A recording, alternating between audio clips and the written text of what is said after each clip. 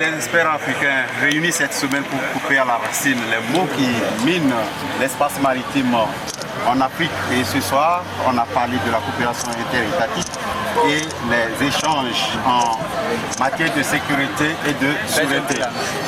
Voilà, Monsieur le ministre, qu'est-ce qu'on peut retenir de toutes ces communications? L'espace maritime en Afrique, il peut être sécurisé par la coopération interétatique. Alors on peut retenir quelques mots qui m'ont frappé. D'abord, créer des liens de confiance entre les hommes et les femmes qui sont les spécialistes de ces sujets. Spécialistes militaires, spécialistes de la police, spécialistes aussi de tout ce qui est économique et qui ont besoin de très bien se connaître s'ils veulent échanger les informations pertinentes. Parce que les crimes en mer sont le fait de gens qui profitent du passage des frontières pour aller se réfugier ailleurs.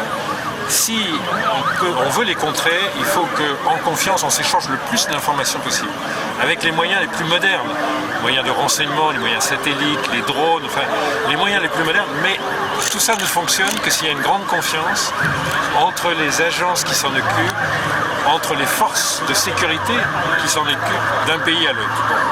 Et donc le mot de confiance est celui qui est revenu le plus pendant la table ronde qui réunissait 25 experts internationaux, africains et mondiaux. Donc la confiance entre les hommes, parce que c'est essentiellement échanger des informations, c'est-à-dire sur la piraterie, sur le narcotrafic, sur le trafic d'êtres humains, sur la pêche illicite, quand on pille nos eaux nationales.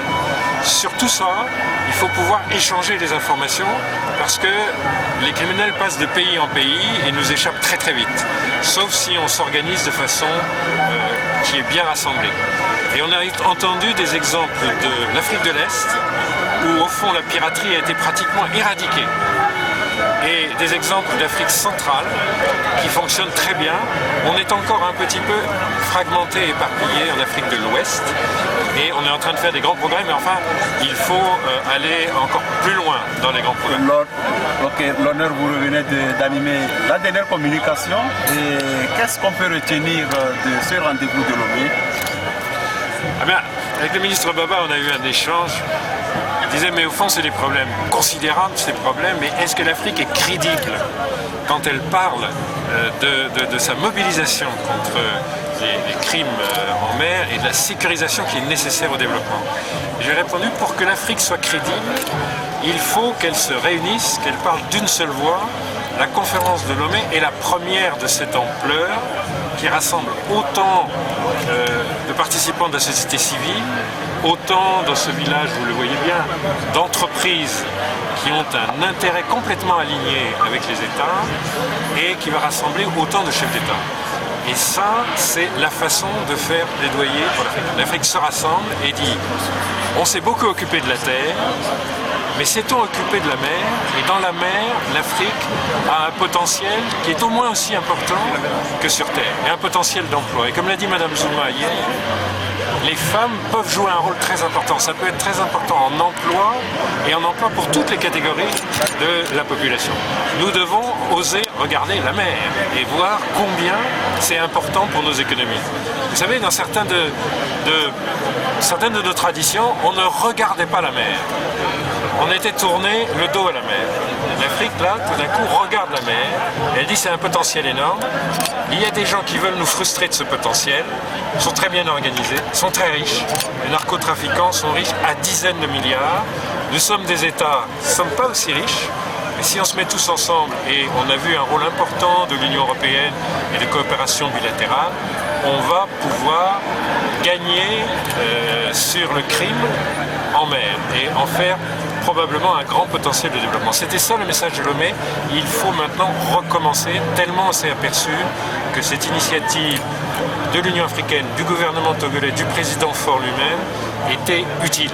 Les gens qui se sont réunis, si j'ai bien compris, ils ont travaillé autant en dehors des sessions, dans les couloirs, dans les hôtels, sur ce site, pendant les side events.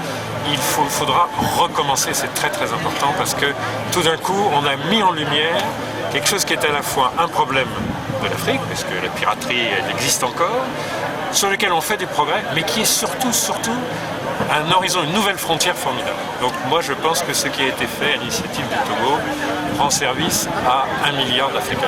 Monsieur le ministre, pour terminer, vous avez parlé de la confiance des États. Comment est-ce que cette confiance peut être instaurée entre les États? Non mais c'est surtout la confiance entre les hommes et les femmes qui sont chargés de ça, qui sont tous réunis autour de vous, et par là même la confiance entre les autorités publiques, les militaires, les chefs d'entreprise. C'est une affaire d'hommes et de femmes qui doivent échanger et faire un milieu, une communauté très importante en Afrique. C'est ça qui s'est joué à Lomé, c'est de fabriquer cette communauté. Les États certains sont hostiles les uns aux autres, évidemment, mais c'est résiduel en Afrique. Ils sont maintenant confrontés à des ennemis communs. Ces ennemis communs, si on y prend garde, ils sont plus organisés, plus riches que beaucoup de nos États. Et donc c'est pour ça qu'il faut bien qu'on collabore contre ces ennemis non conventionnels, qui sont d'une certaine manière, qui se nourrissent du fait même que le revenu a augmenté en Afrique, les trafics licites, l'importance des volumes d'importation et d'exportation, tout ça a progressé avec notre croissance.